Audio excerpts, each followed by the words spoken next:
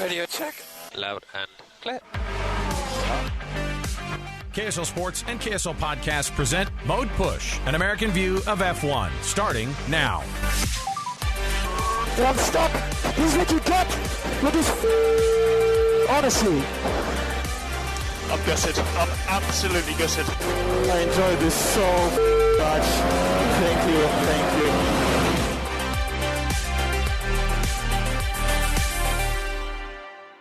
Three at Silverstone.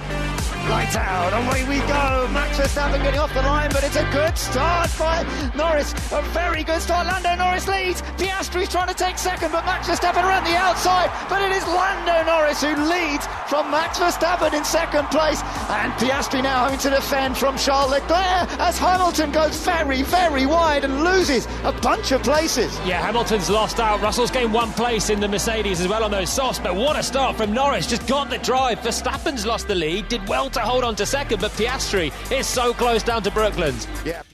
Oh, A my little goodness. around the outside, but Verstappen being a little cautious. He knows he's got a rapid car. Wow, I mean, Piastri was just as quick off the line as Norris. He just had nowhere to go as he tries to make it work around.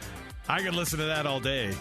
My heavens. Dan Jimenez, Alex Kirry, it is Mode Push, an American view of F1. Welcome to the podcast where we break down all things F1. And, of course, we had a big one to break down from this weekend. And you just heard the highlights there.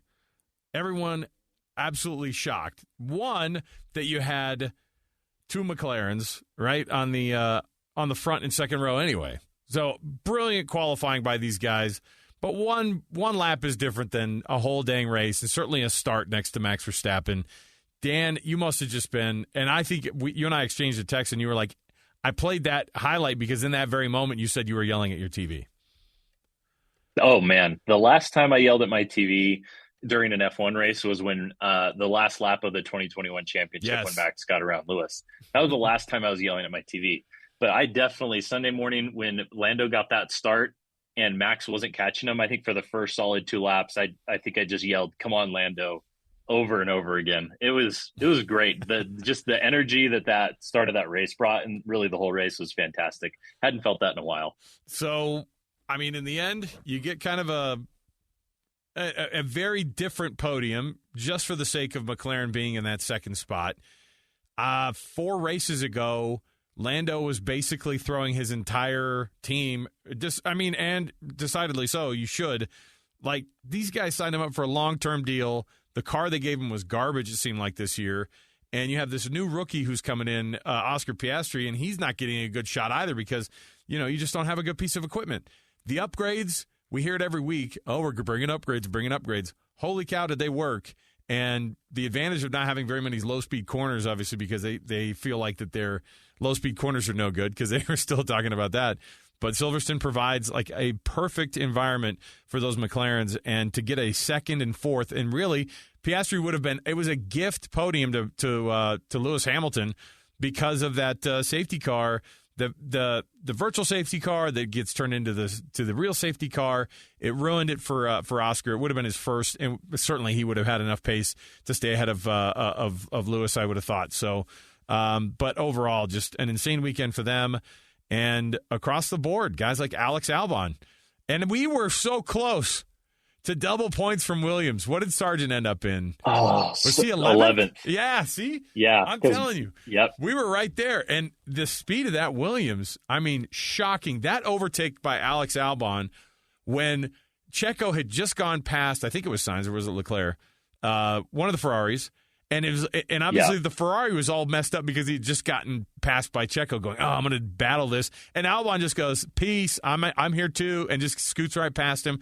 I was over the moon because it was just a race where now the regulations, Dan, correct me if I'm wrong, I feel like are starting to take a little bit hold here to where it's evening things out. And so these midfield teams, and we saw it in qualifying, there was so much less time between everybody from first to 20th, I think. And so I'm hoping that that's the regulations doing their job and not just a one-off here at Silverstone. Yeah, I mean, this season is the most dramatic fight for second place we've ever seen. It's like it's from week to week. I mean, 2-3 weeks ago, we would have said, Ferrari is clearly the number 2 team. And then now we're like, well, now it's McLaren. And it just has ebbed and flowed throughout the season. And the gap is closing to Max. Like, Max had to drive that car to the limit to get it a 3-second, time delta win over Norris. That's the closest race it feels like we've had all season.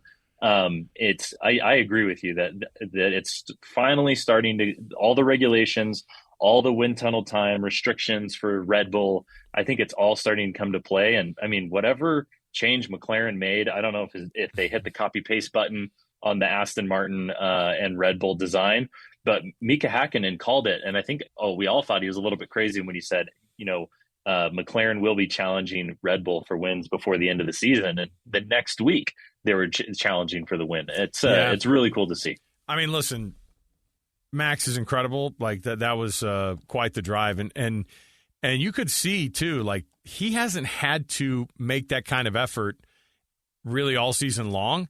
And he had to do it for that even just the first 20 seconds of the race. You could tell, it was almost like you could feel that he was, oh, dang it. Like, how am I not just able to whiz right past these guys? And, I mean, obviously the Red Bull's still quick. It's still the quickest. They still have the advantage on people. But it's not much. And it's kind of a bummer because at the same time, like, all these upgrades have started to happen, and then suddenly Aston Martin starts to go the other direction too. The Fernando Alonso hype train has hit the wall, and at the same time, but you have teams like Williams who are creeping up, McLaren, who obviously is like their whole season could have just changed over this last weekend. I mean, they could do enough work now, and to watch the Ferraris finish 9th and 10th, and to go, oh my goodness, they might be faster than the Aston Martin. They might be faster than the Ferraris. They're probably faster than the Mercedes.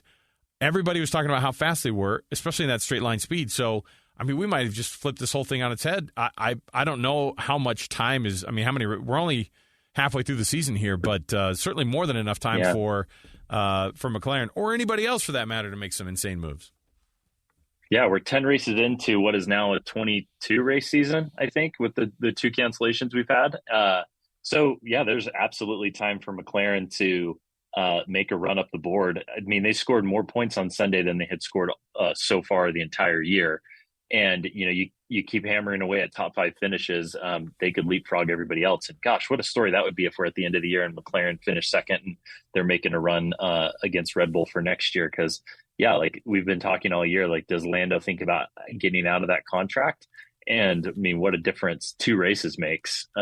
It's really cool to see. And obviously the gains from Williams are exciting. I just was pulling for Logan to get that points finish. I mean, we need to look up the stat, but it's been decades upon decades upon decades since an American has scored a point in Formula One. And we're so close now. Think about how wild that is. He finished 3.5 seconds behind the Ferrari in 10th.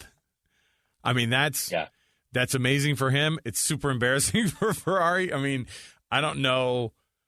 I mean, in the end, he didn't win any points, but I was really excited that he made that pass on Valtteri, I think, in the last lap and a half, because he was in 12th and 13th kind of in those last 5 laps, and so he's doing work all the way to the end there. It has to be encouraging for them. Dogs of the race, because we had some DNFs. A car blew up. K-Mag's Haas blew up, and much to Gunther Steiner's chagrin. Esteban Ocon's and Pierre Gasly's cars both petered out. This could be about as much of a disaster for Alpine as you could have had all year. Oh, yeah. They were definitely the flop of this race weekend, and Alpine's got to get their act together. Ocon had a hydraulics issue, so reliability, and then Gasly got just creamed by Stroll, who went on the inside and hopped over the curb and broke his right rear suspension arm. So bad luck on Gasly's part, but also, should he be tangling that far back with Lance Stroll in the first place? And then Magnussen's engine failure. It feels like we had a Hülkenberg engine failure last race, or something was up. And those Ferrari engines just don't seem to have the reliability that the other engines on the field had. And when Magnussen had his engine fire, like, I immediately said safety car. Like, this is a full safety car. There's not an obvious area. He stopped on the track. He didn't pull off the track. I just didn't see a way that they were going to be able to run that under virtual safety car. And so, yeah, it kind of sucked that Piastri got pulled in and then got caught out when they did throw the full safety car, and Hamilton was able to leapfrog him, because it seemed like an obvious full safety car to me, but what do I know? I mean, when it happened and I just saw the virtual safety car go up, I went, oh, shoot, well, that's not the same. And then when they pulled the trigger and finally did it, you go, oh, those poor guys who stayed out, and ended up getting hosed on that thing. One of them was of course, Oscar Piastri, who was – and I look at the rookie, Oscar Piastri. Look at Logan Sargent. Wow. You said a dog of a weekend, maybe the worst weekend for Pierre Gasly and Esteban Ocon from that Alpine team. But I think as of today, we have decidedly made it that Nyck DeVries had the worst weekend. They felt like at Alpha Tauri it was enough of a bad weekend. Breaking news today, Nyck DeVries is no longer in a seat on the F1 grid. And that Alpha Tauri team is down a driver. Yuki Tsunoda still in the other seat. And enter the reserve driver most likely. I don't think we've actually seen it, but I think it's kind of de facto it's happening. But Danny Ric is going to be in that Alpha Tauri. Yeah, it's on the front page of Formula1.com right now. It's Danny Ric. I mean, what a moment made in Netflix, They just are going to eat this up, right? As like the whole premise of Drive to Survive is, guys losing their seats. Some drama, yeah. And and Danny Ric is like the franchise face for that series. So it's going to be very interesting to see how quick Danny Ric is out of the gate. He did he drove the tire test for Red Bull after the race, so yesterday. So he has time on track in the Red Bull this year.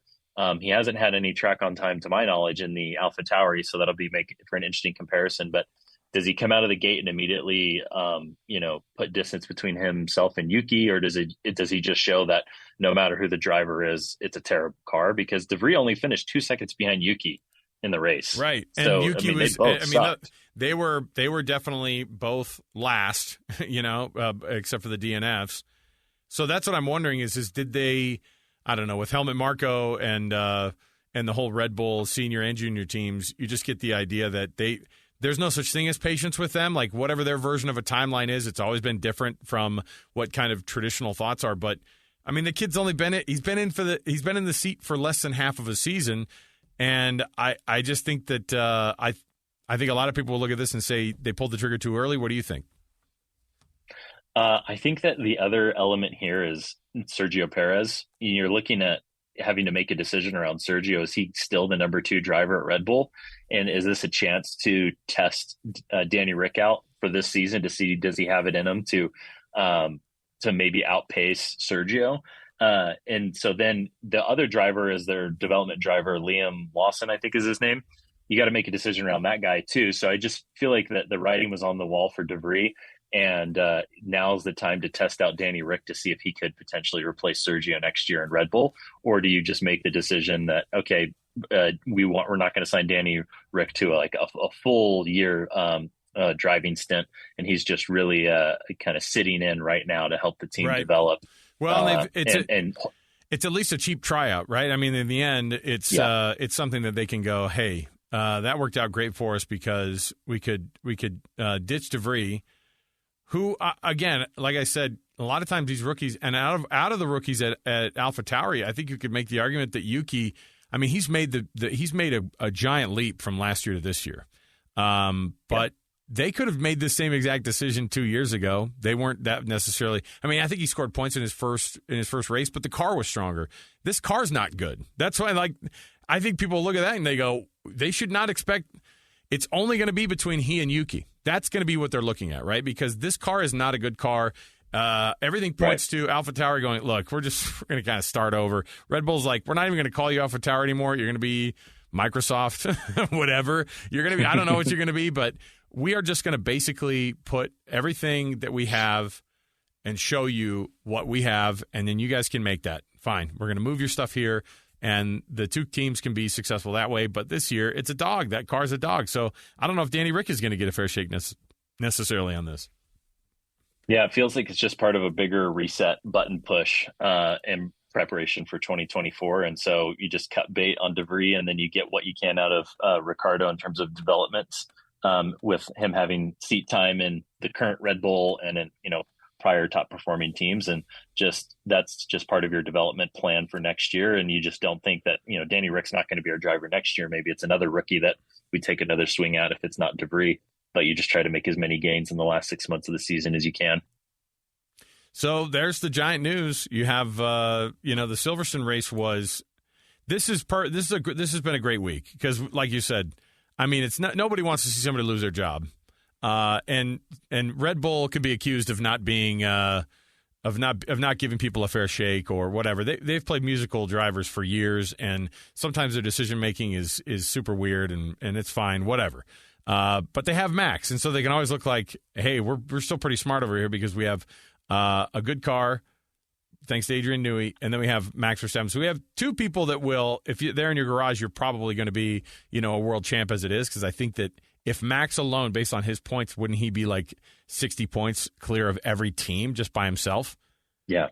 Yeah, insane. He's winning the Constructor Championship on his own by himself. And that's a massive gut punch for Checo because then you go, oh, I guess he didn't even need me. And we didn't even talk about Checo. Great drive, 9 places up. Who cares, though, when you can't string together a good weekend? You can't put qualifying together. Fighting through the field is not impressive every week. It just shows that you can't qualify near where your teammate is.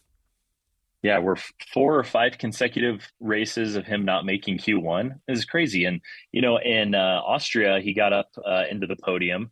So, still, quote unquote, worked out. But, he only got up to 6th in this race. And I mean, that's meaningful. Those are meaningful points. And so, yeah, I don't know what's going on with him. It was a weird qualifying session because in Q3, or I guess in Q1, it rained. And then the track dried up and everyone ran out on a 1-lap flyer to get their best time. And he was the first car out onto the pit lane, and he sat on the pit lane for a super long time waiting to go out. And it seems like that was a disadvantage to him. But I think Lando was the second out on the pit lane, and he still was top 2 or top 3 for that session. So there's still something about Sergio where he just wasn't able to put it together. And I mean, he knows it more than anybody. And now he sees that, okay, DeVries just got canned. I got to be on my game here going forward because now the attention's going to turn to him. So the schedule now turns to Hungary. I don't know much about what the change is going to be.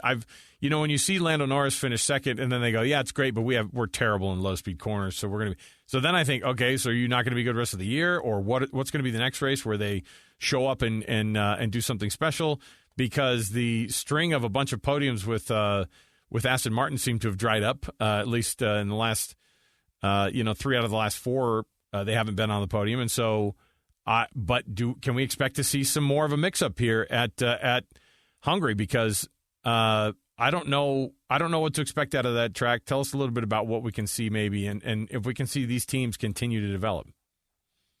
Yeah. Hungary is a cool track. I like it a lot because it reminds me of like a go-kart track in that it's just a lot of twisty, low speed corners and medium speed corners, but none of the super high downforce stuff or no like big, long straights. So earlier in the season, Alonso had kind of made the prediction that they would be at their best at that track in terms of challenging the Red Bulls. And the Red Bull obviously really shines in the super high speed tracks. And so I think what we'll see is maybe Alonso and Aston Martin with a bit of a resurgence. And we'll see if the upgrades that some McLaren brought still work in this kind of lower speed setting. And then there's also the variability with rain. I think it was a few years ago that Ocon won his race in the rain or during a rainy race at the Hungaroring. So I think it'll be another just toss up of who is going to be on the podium with the probably closing the delta down to Red Bull's advantages the most of any race we've been at so far. Who won the weekend overall? And you can't pick Max or McLaren. After that, who else was super impressive at Silverstone this week? Oh, I was going to pick Lando because the vibes from him all weekend were just so much fun. But if I can't pick him or Oscar, Williams, great showing, especially through the practice sessions and qualifying. And then, George Russell and then Lewis Hamilton, I think we had been dogging on Mercedes after Austria, but I think they both had, they got the most that they could have out of that race, with Russell starting on the softs. Was really interesting to see him come up through the field after not an awesome qualifying session. And he basically, all the ground that he made up during the race, he made in those first 10 laps on those soft tires. And then Hamilton, kind of lucking out with the safety car, but being able to hold off Piastri. And man, I just would have loved to have seen what would have happened if McLaren had put on softs instead of hards for that last stint. And that's what everybody was expecting him to do. Lando wishes he could see that too. He still is wondering about that. But those hard tires, to their credit, they hooked up once they started going. It was fine. Yeah, they worked. And I guess that's just a tribute to McLaren knowing their car better than anybody else and knowing like, hey, they're new tires versus, scrubbed softs. And our car just uses the tires up a ton. And we might get off to a super fast start, but then the rest of the field who can manage their tires better would catch up to us on the softs. So hindsight 2020, but would have loved to have seen because I wanted, Norris to challenge Max. And it felt like once Max was on softs and Norris was on hards, then like that was it. There wasn't going to be a change for the lead. So say la vie. We'll, in another universe, we'll find out what happened in that race. Okay. My goodness. Hungary in 2 weeks or a week and a half, I guess. And so this was about as fun of an episode as we've been able to do in a long time, considering that we have, a couple of races. We have most of the season still ahead of us. If we have a little glimmer of hope, even I love that it's before the summer break too, because if we were going into the summer break, and we still might get Red Bull winning out until that happens, until the summer break. But I think that the reality is that everybody is taking a lot of heart to the fact that this thing could get a little bit closer, and you can see teams. I mean, my heavens, I'm looking at the constructor standings right now. How weird is it to see Williams in 7th place? And with so double-digit points next to their name. Like, that's insane. I mean, Haas is right there, too. They're tied for points, but Williams has kind of an overall higher finishes for the rest of the season there. But Logan Sargent making the most of it, too. Alex Albon. Because Logan Sargent could be the next Nyck DeVries if he was 17th this weekend, right? And Alex is a tough teammate to have because he's probably going to outdrive him. But to Logan Sargent's credit, whatever it is, all the studying he's done, all the sim time that he's done, all of that, he's kept mostly pace with his teammate, and so he just keeps getting a little bit better. So cross our fingers for an American points finish at some point this year, Dan. It's going to happen. I'm calling it now. Logan will finish in the points this year. Okay. First American in, what is it? What did we say? 60 years or something like that? 50 years? We'll look up the stat, but it's at least 30 or 40. Ugh. Boy, we're an embarrassment to the racing world, these Americans. All right. For Dan Jimenez, I'm Alex Kirry. We will be back again next week, and we will break down for you a preview of the Hungaroring race there, the Hungarian GP. Really excited for the rest of this thing. Dan, thanks for hanging out today, and appreciate it. Thanks for giving us the breaking news. And, man, we'll see how Danny Rick does. We'll talk to you next week, man. Yeah, looking forward to it.